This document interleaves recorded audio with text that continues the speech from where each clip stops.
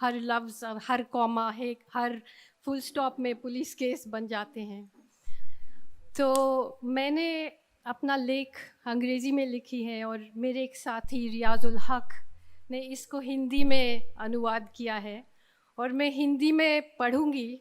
शायद आपको ऐसा लगेगा कि मैं किसी और के लेख पढ़ रही हूँ, लेकिन अपनी है, क्योंकि मैं हिंदी बोलने वाली नहीं हूँ। तो इसके लिए मैं माफ़ी चाहती हूँ। इस लेख का जो हेडिंग है वो है एक लड़ाई मोहब्बत की। मैं 2021 एल्गार परिषद के आयोजकों को शुक्रिया अदा करती हूँ कि इन्होंने मुझे आज के दिन इस मंच पर बोलने के लिए बुलाया। आज जो रोहित वेमुला की 32वीं सालगिरह रहा होता और जो 1818 में भीमा कोरेगांव की लड़ाई में जीत का दिन है। मैं एक चीज़ भी बोलना चाह रही हूँ कि मुझे पता है कि कुछ चीज़ों जो मैं बोलूँगी आप सबको बहुत अच्छी तरह से पता है, लेकिन ये दुनिया के लिए है, बाहर भी, इस हॉल के बाहर भी बहुत लोग सुन रहे हैं, तो इसका भी मुझे माफ़ कर दीजिएगा। ये जगह यहाँ से दूर नहीं है जहाँ ब्रिटिश आर्मी में लड़ने वाले महार फौजियों ने पेशवा राजा बाजीराव द्वितीय को हराया था, जिनकी हुकूमत में महार और दूसरी दलित जातियाँ सताई जाती रहती थी और उन्हें इस कदर बाकायदा अपमानित किया जाता कि बयान करना मुश्किल है। इस मंच से बाकी वक्ताओं के साथ अपनी आवाज़ मिलाते हुए मैं किसानों के आंदोलनों के साथ अपनी एकजुटता जाहिर करती हूँ, जिनकी मांग है उन 3 कृषि कानूनों को फ़ौरन वापस लिया जाए, जिन्हें ज़बरदस्ती लाखों किसान और खेतिहार मज़दूरों के ऊपर थोप दिया गया है। इसके नतीजे में वे सड़क पे उतर आए हैं। हम यहाँ उन अनेक लोगों के लिए अपना गम और गुस्सा जाहिर करने आए हैं जिनकी मौत इस आंदोलन के दौरान हुई है। दिल्ली की सीमा पर हालत तनावपूर्ण है और ख़तरनाक होती जा रही है, जहाँ 2 महीने से किसानों ने शांति के साथ डेरा डाल रखा है। इस आंदोलन में फूट डालने और उसे बदनाम करने के लिए हर संभव तरकीब अपनाई जा रही है, उकसाया जा रहे हैं। हमें पहले से कहीं ज़्यादा इस वक्त किसानों के साथ खड़े होने ज़रूरत है। हम यहाँ उन दर्जनों सियासी कैदियों की रिहाई की मांग करने के लिए भी जमा हुए हैं, जिनके सख्त आतंक विरोधी कानूनों के तहत बेतुके आरोपों में जेल में बंद रखा है, और उनमें वे लोग भी शामिल हैं जिन्हें अब भीमा कोरेगांव 16 के नाम से जाना जाता है। उनमें से अनेक न सिर्फ संघर्ष के साथी हैं, बल्कि मेरे निजी दोस्त हैं, जिनके साथ मिलकर मैं हंसी हूँ, जिनके साथ चली हूँ, जिनके साथ मैंने रोटियां खाई हैं। किसी को भी इसमें यकीन नहीं है, शायद उनको कैद करने वालों को भी, कि इन्होंने सचमुच वे घिसे पिटे अपराध किए हैं जिनके इल्ज़ाम उन पर लगे हैं। सब जानते हैं कि वे जेल में है क्योंकि वो एक साफ समझदारी और एक नैतिक साहस रखते हैं, और ये दोनों ही खूबियाँ ऐसी है जिन्हें ये हुकूमत का एक अहम खतरे के रूप में देखती है। कोई सबूत मौजूद नहीं है, तो इनकी कमी पूरी करने के लिए कुछ लोगों के खिलाफ दसियों हज़ार पन्नों की चार्जशीट दाखिल की गई हैं। एक जज को उन पर फैसला करने की बात तो दूर, उनको बस पढ़ने भर में कई साल लग जाएगा। फर्जी आरोपों से अपना बचाव करना उसी तरह मुश्किल है जिस तरह सोने का नाटक कर रहे किसी इंसान को जगाना। भारत में हमने सीखा है कि कानूनी निपटारे पर निर्भर करना एक जोखिम भरा काम है। वैसे भी कहाँ और कब ऐसा हुआ कि अदालतों ने फांसीवाद का लहर को मोड़ दिया हो।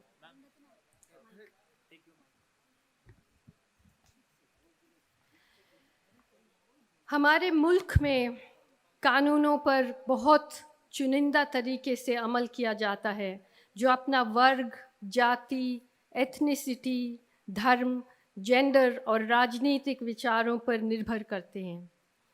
इसलिए जहाँ कवि और पादरी, छात्र, एक्टिविस्ट, टीचर और वकील जेल में हैं, कत्लेआम करने वाले, सिलसिलेवर हत्याएं करने वालों, दिन दिहाड़े पीट पीट कर हत्याएं करने वाली भीड़, बेईमान जजों और जाहिर उगलने वाले टीवी एंकरों को इनाम से नवाजा जा रहा है और वे ऊंचे पद की उम्मीद कर सकते हैं, सबसे ऊंचे पद की भी।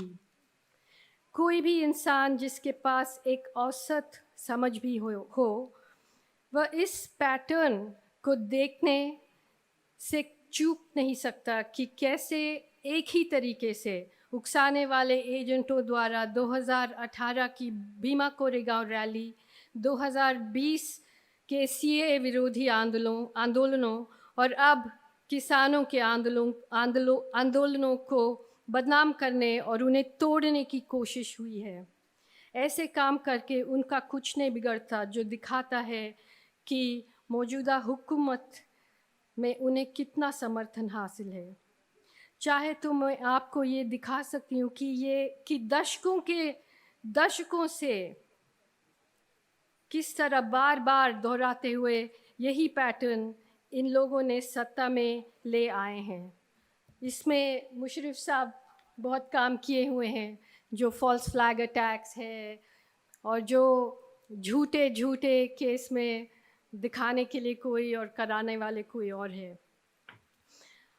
अब जब पश्चिम बंगाल में चुनाव करीब आ रहे हैं, हम सहमे हुए इंतज़ार कर रहे हैं कि राज्य के लोगों को जाने क्या देखना होगा।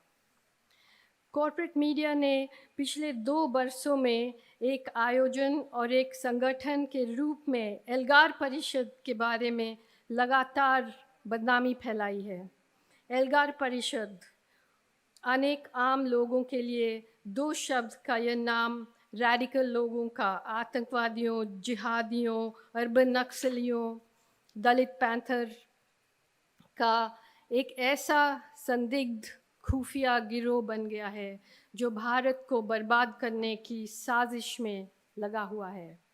बदनाम करने, धमकाने, डराने और घबराहट फैला देने वाले माहौल में इस सभा को आयोजित करना ही अपने आप में साहस और चुनौती की एक कार्रवाई है जो सलाम करने का लायक है। इस मंच पर मौजूद हम लोगों पर ये जिम्मेवारी है कि जितना मुमकिन हो बेबाकी से हम बात रखें। करीब 3 हफ्ते पहले अमेरिका में 6 जनवरी को जब हमने झंडे, हथियारों, फांसी की सूली और सलीबों से लेस जानवर की फर और हिरन की सींग पहने हुए एक अजीब व गरीब भीड़ को अमेरिकी संसद पर हमला करते देखा, तो मेरा दिमाग में एक ख्याल उठा, भला हो हमारे मुल्क में हम पर तो इनके जैसे लोगों की हुकूमत चल रही है। उन्होंने हमारे संसद पर कब्ज़ा कर रखा है, वो जीत चुके हैं। हमारी संस्थानों पर उनका कब्ज़ा है। हमारी रहनुमा हर रोज़ अलग अलग किस्म के फरों और सींगों में नज़र आते हैं। हमारी पसंदीदा दवा गौमूत्र है। वे मुल्क के हर एक लोकतांत्रिक संस्थान को तबाह करते जा रहे हैं। अमेरिका भले ही बड़ी मुश्किल से इस कगार से लौट पाने में कामयाब रहा है, कुछ अपने साम्राज्य की सामान्य चाल चलन की झलक देने लगा है, लेकिन भारत में हमें अतीत में सदियों पीछे ले जाया जा रहा है, जिससे बचने के लिए हमने इतनी कड़ी कोशिश की है। नहीं, हम वो नहीं है।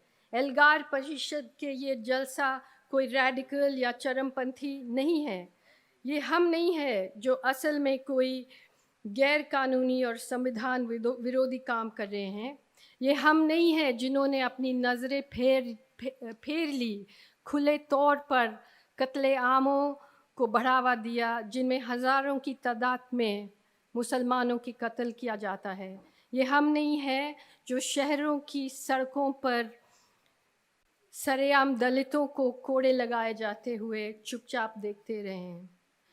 ये हम नहीं है जो लोगों को एक दूसरे के खिलाफ खड़ा कर रहे हैं और नफ़रत और फूट के दम पर हुकूमत चला रहे हैं।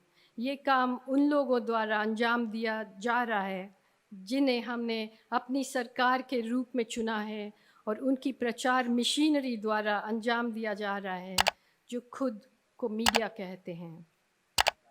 भीमा कोरेगांव की लड़ाई 200 साल गुज़र चुके हैं। ब्रिटिश लोग जा चुके हैं, लेकिन उपनिवेश कॉलोनियलिज्म का एक ढांचा अभी भी बना हुआ है जो उनसे भी सदियों पहले चला आ रहा था। पेशवा जा चुके हैं, लेकिन पेशवाई यानी ब्राह्मणवाद नहीं गया है। यहाँ आप सब सुनने वाले के लिए मुझे ये कहना ज़रूरी नहीं है, लेकिन जो नहीं जानते हैं उनके लिए मुझे कहना होगा कि ब्राह्मणवाद एक ऐसा नाम है जिसका उपयोग जाति विरोधी आंदोलन ऐतिहासिक रूप से जाति व्यवस्था के लिए करते रहे हैं।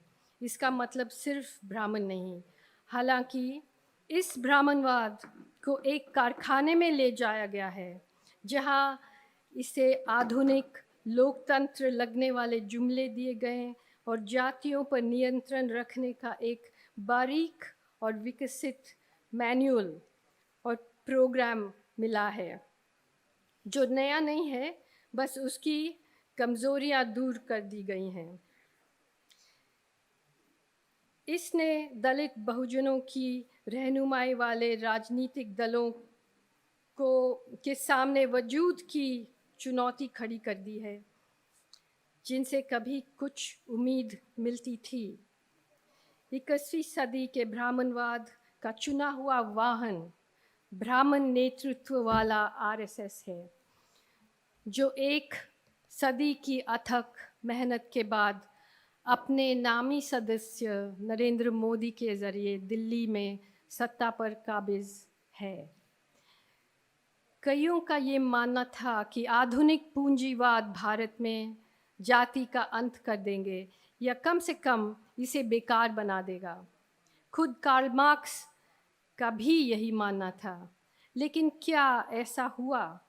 दुनिया भर में पूंजीवाद ने इसे यकीनी बनाया है कि दौलत रोज़ बरोज़ बहुत ही थोड़े से हाथों में सिमटी चली जाए। भारत में 63 सबसे अमीर लोगों के पास जितनी दौलत है 1 अरब 30 करोड़ के लिए 2018 और 2019 के केंद्रीय बजट से भी ज़्यादा है। हाल में ऑक्सफैम के एक अध्ययन में पाया गया कि कोरोना महामारी के दौरान भारत में जहां करोड़ों लोगों ने लॉकडाउन में अपना रोज़गार खोया, अप्रैल 2020 के महीने में हर एक घंटे में 1,70,000 लोगों के हाथों से काम छिन रहा था। वहीं इसी दौरान भारत के अरबपतियों की दौलत 35% बढ़ गई। उनमें से सबसे अमीर 100 लोगों ने, चलिए उन्हें कॉरपोरेट क्लास कहते हैं, इतना पैसा बनाया कि अगर वो चाहते तो भारत के सबसे गरीब 13 करोड़ 80 लाख लोगों में से हर एक को करीब 1 लाख रुपया दे सकते थे। मेन स्ट्रीम मीडिया के अखबार ने इस खबर की ये हेडलाइन लगाई, covid deepens inequalities, wealth, education, gender. Covid से गहराती गैर बराबरी दौलत, शिक्षा और जेंडर। बेशक अखबार की इस खबर से और हेडलाइन से जो शब्द गायब था वह थी जाति। सवाल यह है कि क्या इस छोटे से कॉरपोरेट क्लास जिसके पास बंदरगाह, खदानें, गैस के भंडार, रिफाइनरियाँ, telecommunication, high speed data, mobile network, विश्वविद्यालय, पेट्रोकेमिकल कारखाने, होटल, हॉस्पिटल और टेलीविज़न केबल नेटवर्क है, एक तरह से भारत पर जिसका मालिकाना है और जो इसे चलाता है, क्या इस वर्ग की कोई जाति है? काफ़ी हद तक हाँ है। अनेक सबसे बड़ी भारतीय कॉरपोरेट कंपनियां पर परिवारों का मालिकाना है। कुछ एक सबसे बड़ी कॉरपोरेट कंपनियों की मिसालें Reliance industries limited, Mukesh Ambani, Adani group, Gautam Adani, Arcelor Mittal, Lakshmi Mittal, OP Jindal group, Savitri Devi Jindal, Birla group, KM Birla, वे खुद को वैश्य कहते हैं। वे बस विधि के विधान में लिखा हुआ अपना कर्तव्य पूरा कर रहे हैं, पैसा बनाते हैं। कॉर्पोरेट मीडिया के मालिकाने के बारे में ज़मीनी अध्ययनों को देखा जाए और उनका संपादकों, उनमें नियम लिखने वाले स्तंभकारों और वरिष्ठ पत्रकारों का जातिवार हिसाब लगाया जाए, तो इससे उजागर होता है कि खबरों को बनाने और चलाने के मामले में प्रभुत्वशाली जातियां, खासकर ब्राह्मण और बनिया जातियां का कितना दबदबा है, चाहे खबर असली है या फर्जी। दलित, आदिवासी और अब दिन ब दिन मुसलमान इस पूरे मंजिल से ही गायब है।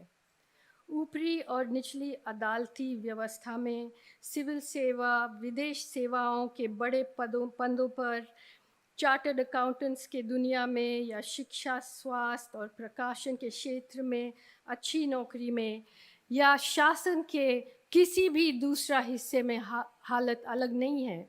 ब्राह्मण और बनिया दोनों मिलकर कुल आबादी के शायद 10% से भी कम होंगे। जाति और पूंजीवाद ने आपस में मिलकर खास तौर से एक नुकसानदेह और खोटी चीज़ तैयार की है जो खास तौर से भारतीय है। प्रधानमंत्री मोदी कांग्रेस पार्टी की वंशवादी सियासत पर हमले करते नहीं थकते हैं, लेकिन वे इन कॉर्पोरेट घरानों की मदद करने और उनको फ़ायदा पहुंचाने के लिए पूरी तरह समर्पित है। जिस पालकी में उनकी झांकी निकलती है, वह भी ज़्यादातर वैश्यों और ब्राह्मण परिवार के मालिकाना वाले कॉर्पोरेट मीडिया घराने के कंधों पर चलती है।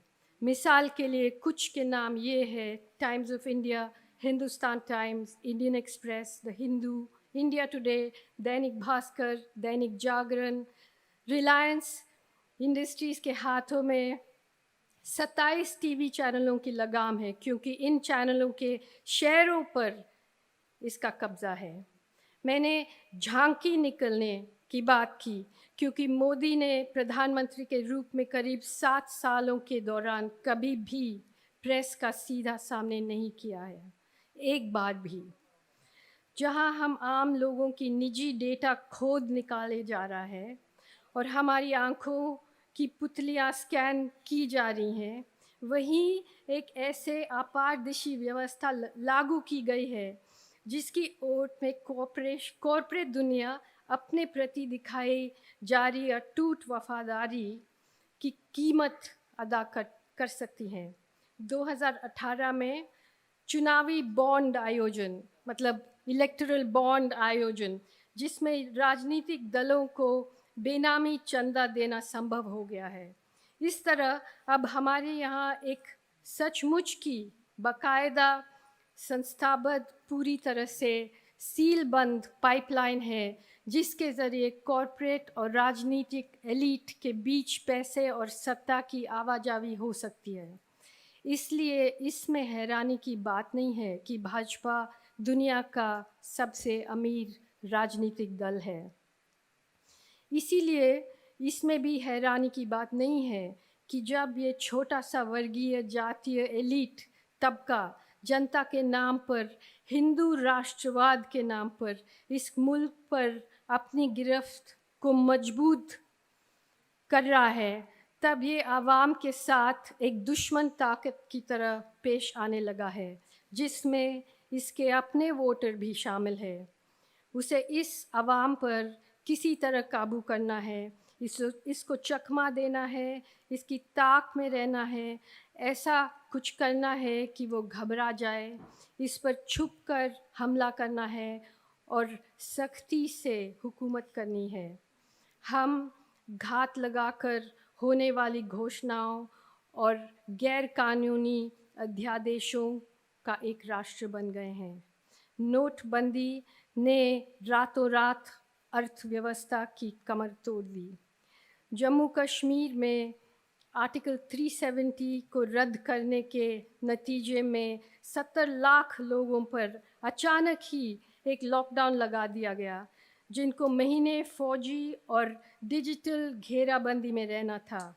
ये इंसानियत के खिलाफ अ क्राइम अगेंस्ट ह्यूमैनिटी अपराध है, जिसे सारी दुनिया की नज़रों के सामने अंजाम दिया जा रहा है और ये हमारे नाम पर हो रहा है।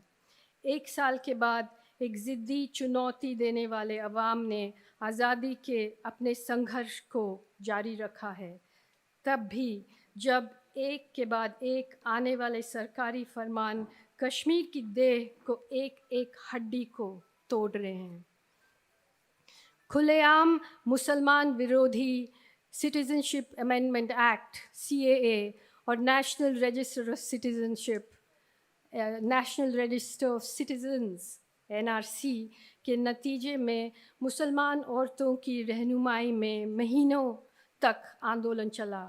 इसका अंत उत्तर पूर्वी दिल्ली में एक मुसलमान विरोधी कत्लेआम के साथ हुआ, जिसे हत्यारे गिरोहों ने पुलिस की देख रेख में अंजाम दिया और जिसके लिए उल्टे मुसलमान को ही कसूरवार ठहराया जा रहा है। सैकड़ों मुसलमान नौजवान छात्र एक्टिविस्ट जेलों में हैं, जिनमें उमर खालिद सैफ़ी, शर्जील इमाम, मिरान हैदर, नताशा नरवाल और देवांगना कलिता शामिल है। आंदोलनों को इस्लाम परस्त जिहादी साजिश के रूप में दिखाया गया। मुल्क भर में आंदोलनों की रीढ़ बने और अब एक निशानी बन चुके शाहीन बाग के धरने की रहनुमाई करने वाली औरतों के बारे में हमें ये बताया गया कि वो जेंडर कवर औरतों के ढील है और करीब करीब हर एक विरोध प्रदर्शन में संविधान की सार्वजनिक प्रतिज्ञा ली जा रही थी, उसको सेक्युलर कवर कहकर खारिज कर दिया गया। उनके कहने का मतलब ये है कि मुसलमानों से जुड़ी कोई भी चीज़ जिहाद है, जिसे गलत तरीके से आतंकवाद का एक दूसरा नाम बनाया जाता है और इससे अलग कोई भी बात महज एक ब्यौरा भर है। जिन पुलिस कर्मियों ने बुरी तरह से ज़ख्मी मुसलमान नौजवान को राष्ट्रगान गाने पर मजबूर किया, जब उन्हें सड़क पर एक ढेर के रूप में जमा किया था, उन पुलिस कर्मियों पर आरोप दायर करना तो दूर, अभी तक उनका पहचान भी नहीं की गई है। बाद में उन ज़ख्मी लोगों में एक आदमी की मौत भी हो गई, जब देशभक्ति से भरी पुलिस ने उनके गले में लाठी ठूस दी थी।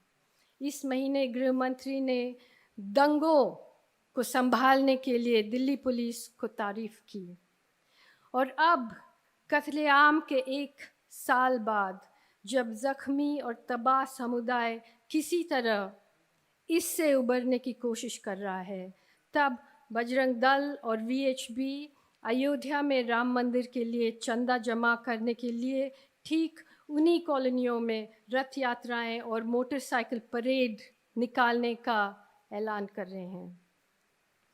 हम पर लॉकडाउन एम्बुश भी हुआ। हम 1 अरब 30 करोड़ लोगों को 4 घंटे की नोटिस के साथ ताला बंद कर दिया गया। लाखों शहरी मजदूर हज़ारों किलोमीटर पैदल चलकर घर लौटने का मजबूर हुआ, जबकि रास्ते में उन्हें अपराधियों की तरह पीटा गया। एक तरफ महामारी तबाही मचा रही थी, दूसरी तरफ विवादास्पद जम्मू कश्मीर राज्य के बदले हुए दर्जे को देखते हुए चीन ने लद्दाख में भारतीय इलाकों पर कब्जा कर लिया। हमारी बेचारी सरकार ये दिखावा करने पर मजबूर हो गई कि ऐसा कुछ हुआ ही नहीं। चाहे जंग हो या नहीं हो, एक सिकुड़ती जा रही अर्थव्यवस्था को अब पैसा बहाना होगा ताकि हजारों फौजियों के पास साज सामान हो और वे हमेशा हमेशा जंग के लिए तैयार हैं। 0 डिग्री से नीचे तापमान में महज मौसम के चलते अनेक सैनिकों की जान चली जा सकती है, जिसका खबर हम तक नहीं पहुंचेगा। पैदा की गई तबाहियों की इस सूची में अब सबसे ऊपर ये 3 कृषि कानूनों है जो भारतीय खेती की कमर तोड़ देंगे। इसका नियंत्रण कॉर्पोरेट कंपनियों के हाथ में दे देंगे और किसानों की संवैधानिक अधिकारों तक अनदेखी करते हुए खुलेआम उन्हें उनके कानूनी सहारे से वंचित कर देंगे। ये ऐसा है मानो आंखों के सामने किसी चलती हुई गाड़ी के पुर्जे पुर्जे किए जा रहे हैं। इसका इंजन बिगाड़ दिया जा रहा है, इसके पहिए निकाले जा रहे हैं, इसकी सीटें फाड़ी जा रही हैं, इसके टूटा फूटा ढांचा हाईवे पर छोड़ दिया गया है, जबकि दूसरी कारें फर्राट से गुजर रही हैं जिन्हें ऐसे लोग चला रहे हैं जिन्होंने हिरण की सींग और जानवर की फर नहीं पहन रखे हैं। इसीलिए हमें इस एल्गार की अपनी नाराज़गी की इस लगातार सामूहिक और बेबाक अभिव्यक्ति की बेतहाशा ज़रूरत है। ब्राह्मणवाद के खिलाफ, पूंजीवाद के खिलाफ, इस्लाम को लेकर मन में बैठाई जा रही है नफ़रत के खिलाफ और पितृशक्ति के खिलाफ। इन सब की जड़ में है पितृसत्ता, क्योंकि मर्द जानते हैं कि अगर औरतों पर उनका नियंत्रण नहीं रहे तो किसी चीज़ पर उनका नियंत्रण नहीं रहेगी। ऐसे वक्त में जबकि महामारी तबाही मचा रही है, जबकि किसान सड़कों पर है, भाजपा की हुकूमत वाले राज्यों में जल्दी धर्मांतरण विरोधी अध्यादेश लागू किए जा रहे हैं।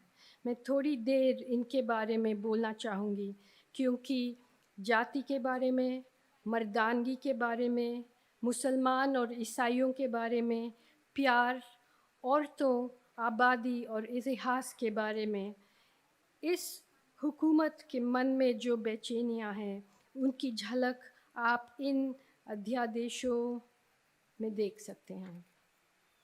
यूपी में जो UP prohibition of unlawful conversion of religious ordinance 2020, जिसे लव जिहाद विरोधी अध्यादेश भी कहा जाता है, को बस एकाध महीने ही गुजरा है, लेकिन कई शादियों में रुकावटें डाली जा चुकी हैं, परिवारों के खिलाफ मुकदमे दर्ज हो चुके हैं और दर्जनों मुसलमान जेल में हैं।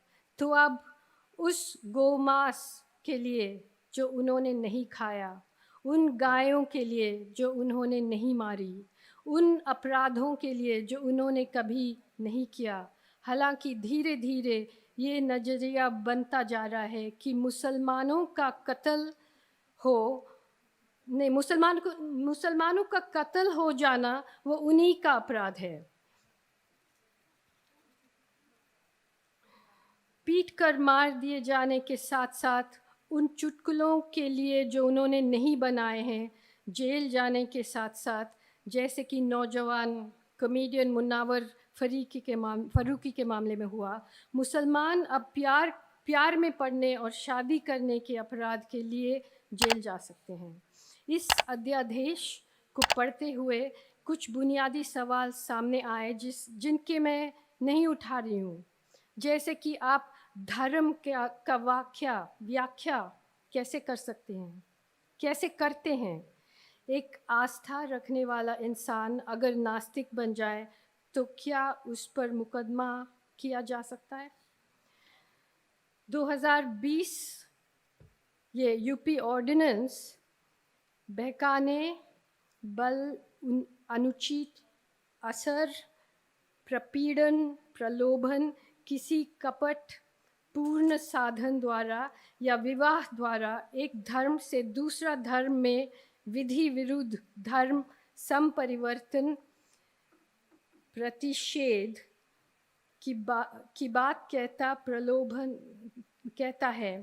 प्रलोभन की परिभाषा में उपहार, संतुष्टि पहुंचाना, प्रतिष्ठित स्कूलों में मुफ्त शिक्षा या बेहतर जीवन शैली का वादा शामिल है, जो मोटे तौर पर भारत में हर एक पारिवारिक शादी में होने वाली लेन देन की कहानी है। आरोपित को, जिसके चलते धर्म परिवर्तन हुआ है, 1 से 5 साल की कैद सज़ा हो सकती है।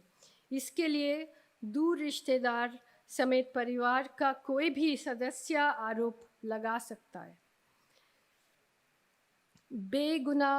अपना बेगुनाही साबित करने के लिए जिम्मेवारी आरोपित पर है। अदालत द्वारा पीड़ित को 5 लाख रुपए का मुआवजा दिया जा सकता है, जिसे आरोपित को अदा करना होगा। आप फिरौतियाँ और ब्लैकमेल की उन अंतहीन संभावनाओं की कल्पना कर सकते हैं जिन्हें ये अध्यादेश जन्म देता है। अब एक बेहतरीन नमूना देखिए।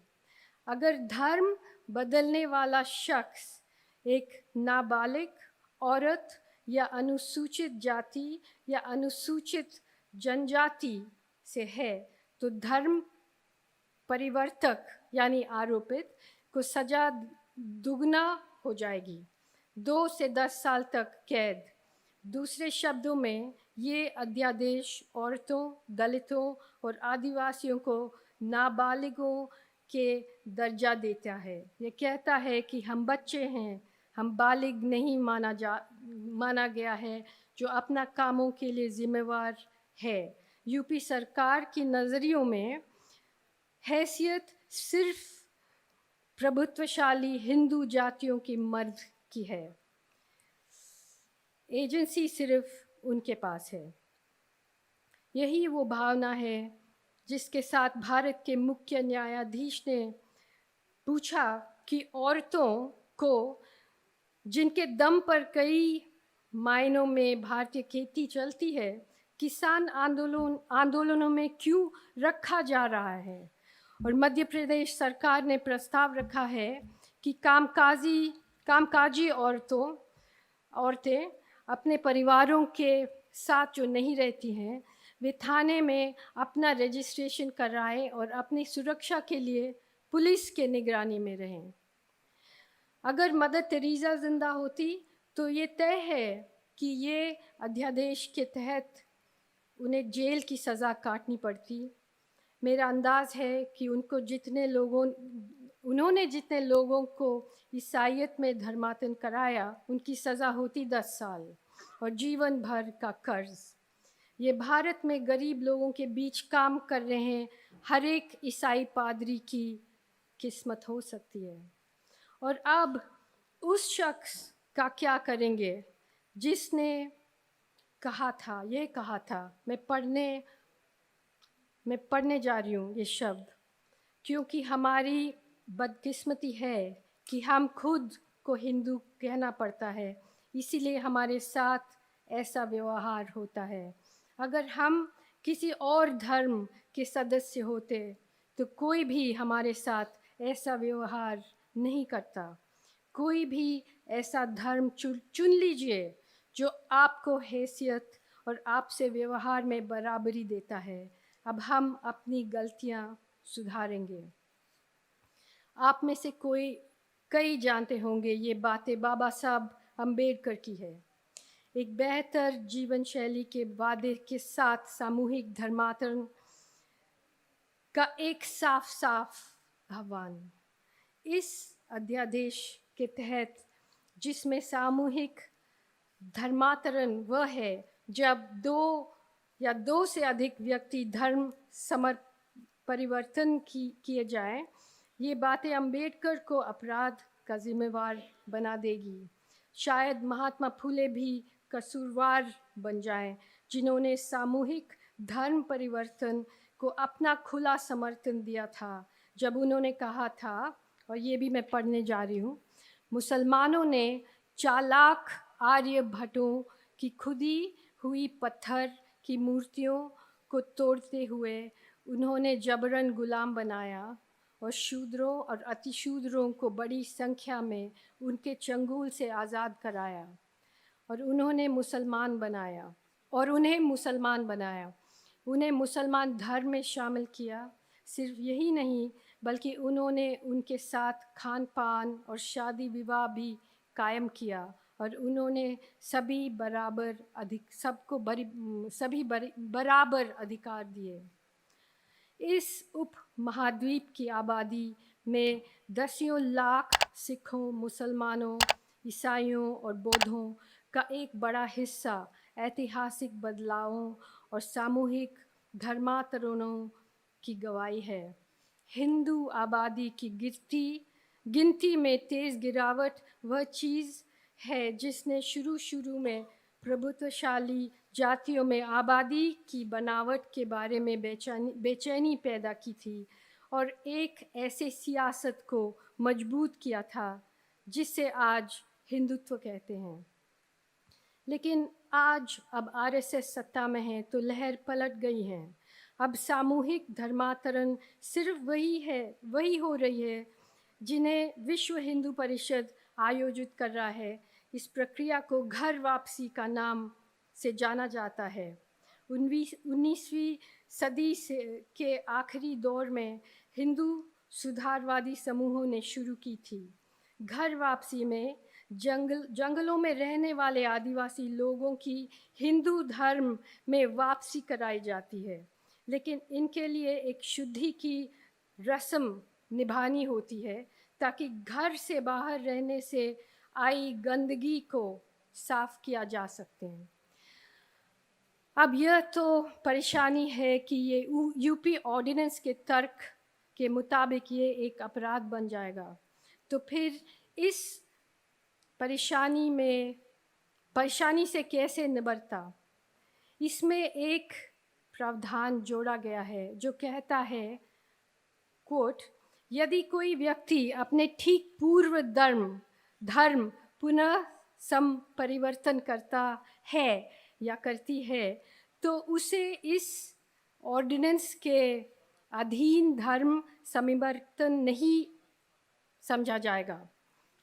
ऐसे करते हुए अध्यादेश इस मिथक पर चला रहे हैं और इसे कानूनी मंजूरी दे रही है कि हिंदू धर्म एक प्राचीन स्थानीय धर्म है जो भारतीय उपमहाद्वीप की सैकड़ों मूल निवासी जनजातियां और दलितों और द्रविड़ लोगों के धर्म से भी पुराना है और वे सब इसका हिस्सा है।